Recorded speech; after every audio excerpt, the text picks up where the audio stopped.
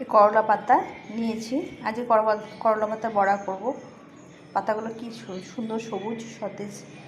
তো চলো বড়া করি। প্রথমে পাতাগুলোকে একটু ঝিরিঝিরি করে কেটে নেব। প্রথমে পাতাগুলোকে একটু ঝিরি করে কেটে নিতে হবে, তাহলে খেতে ভালো লাগবে।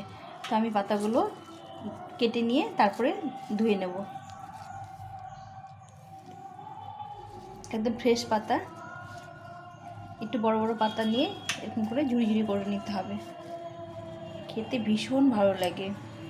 যাদের মুখ খেতে ইচ্ছা করে না, জ্বর টর হয়, মুখে রুচি থাকে না, তারা এভাবে করলা পাতার বড়া খেতে পারে, তাহলে মুখে রুচি এসে যায়। তো কীভাবে বাছবো সেটাই তোমাদের সঙ্গে শেয়ার করছি। তোমরা সম্পূর্ণ ভিডিওটা দেখো বন্ধুরা, স্কিপ করো না, খুব ভালো লাগবে। আর তোমরাও এটা বানিয়ে নিতে পারো। পাতাগুলোকে কেটে নিয়েছি এইভাবে, খুব ঝিরি করিনি, একটা মোটামুটি করে কেটে নিয়েছি। এখন এগুলোকে ভালো করে ধুয়ে নিতে হবে যেন বালি টালি না থাকে। তো যে কোনো পাতার বড়া খেতে আমার ভীষণ ভালো লাগে। কীভাবে বানাবো দেখো, আমি নিরামিষ খেতে একটু পছন্দ করি, তো এই বড়াটাগুলো খেতে ভীষণ ভালো লাগে। তো চলো বানিয়ে নিই। তো এরকম ভালো করে ধুয়ে নিতে হবে।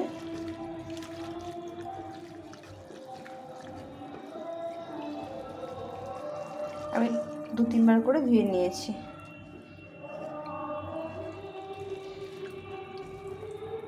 করলা পাতার রস খাওয়া খুব ভালো, আমার করলা পাতার শুক্তো খেতেও খুব ভালো লাগে। একদিন আমি তোমাদের সঙ্গে শুক্তো শেয়ার করব। করলা না দিয়ে করলা পাতা দিয়ে শুক্তো খেতে ভীষণ ভালো লাগে। তো আমি সবটা ধুয়ে নিলাম ভালো করে। তো আমি এখানে প্রথমে একটু বেসন নেব, 1 চামচ, একটু বেশি বেসন নিতে হবে, ফুল 1 চামচ হবে এটা নিলে। আর এখানে 1 চামচ নেব চালের গুঁড়ো। চালের গুঁড়ো দিলে একটু মচমচে হবে, খেতে ভালো লাগে। আমি 2 চামচ, এখানে 1 চামচ বেসন, 1 চামচ চালের গুঁড়ো নিলাম। এখন স্বাদ মতো একটু লবণ নিতে হবে, লবণটা একটু কম নিতে হবে, লবণ বেশি দিলে, বেশি হলে পরে খেতে ভালো লাগবে না। একটু হলুদ গুঁড়ো দিয়ে এখন জল দিয়ে ভালো করে মিশিয়ে নিতে হবে।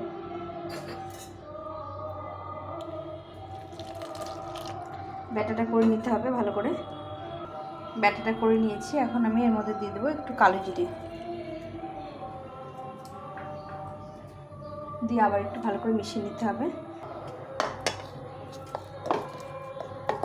এখন আমি হাত দিয়ে মেখে নেব। এখন আমি এর মধ্যে দিয়ে দেবো পাতাগুলো দিয়ে ভালো করে মেখে নিতে হবে।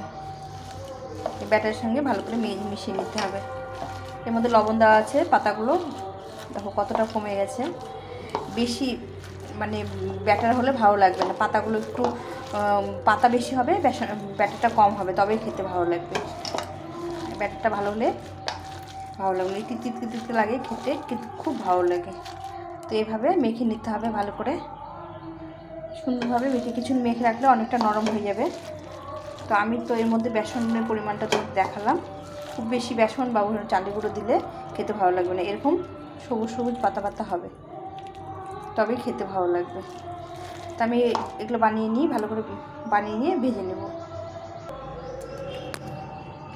এখন এরকম করে একটু চ্যাপটা চ্যাপটা করে বানিয়ে নেব সবগুলো, এইভাবে বানিয়ে নেব। একটু বড়ার মতো করে বানিয়ে দেবে, একদম কম তেলে ভেজে নেব এগুলো।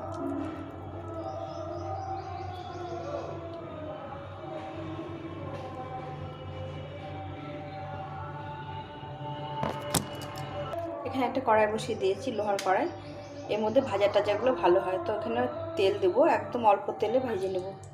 তেলটা গরম হয়ে যাবে, কড়াইটা অনেকক্ষণ বসিয়ে দিয়েছি, একটু ভালো করে হিট করে নিয়ে ভাজলে খুব তাড়াতাড়ি ভাজাটা হয়ে যায় আর সুন্দর হয়। প্রথমে একটু তেলটাকে ছড়িয়ে দিতে হবে, তাহলে কড়ার মধ্যে লেগে যাবে না।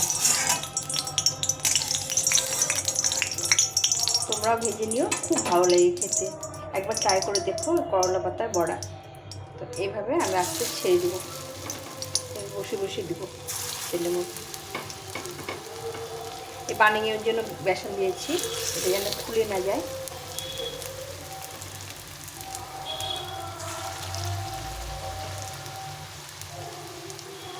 তো আমি চেষ্টা করবো একবারে ভাজা, তবে একবারে হবে না, দুবারে ভেজে নিতে হবে। আমি এটা ডিপ ফ্রাই করবো না, আর হিটটা একদম কমিয়ে দিতে হবে, দিয়ে ভেজে নিতে হবে। তো আর দুটো থাকলে এই দুটো আমি পরে দিয়ে দিচ্ছি সাইড করে, এই দুটো সাইডে দিয়ে দেবো এইভাবে।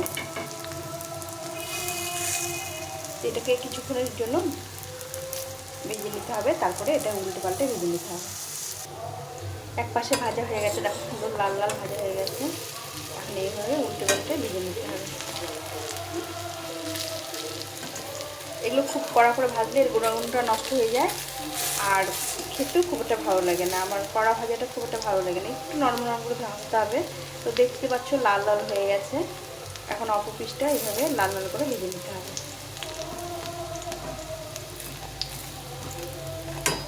আমি একবারে সবগুলো বড়া দিয়ে দিয়েছি, দেখতে পাচ্ছ সুন্দরভাবে ভাজা হয়ে যাচ্ছে।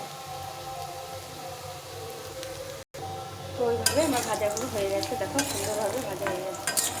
তো এইভাবে ভেজে নিয়ে গরম গরম ভাতে ভাত বেড়ে নিয়েছি। এখানে এভাবে বড়াগুলোকে দিয়ে দিলাম।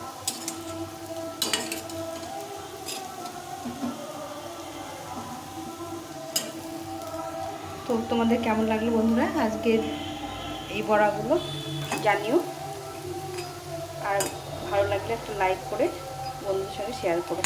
তো এখন এই পর্যন্তই, বাকিগুলো উঠিয়ে নেব। এখন এই পর্যন্তই,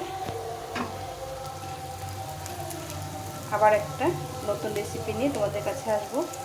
তোমরা এইভাবেই পাশে থেকো আর আমাকে এরকম করে সাপোর্ট করো।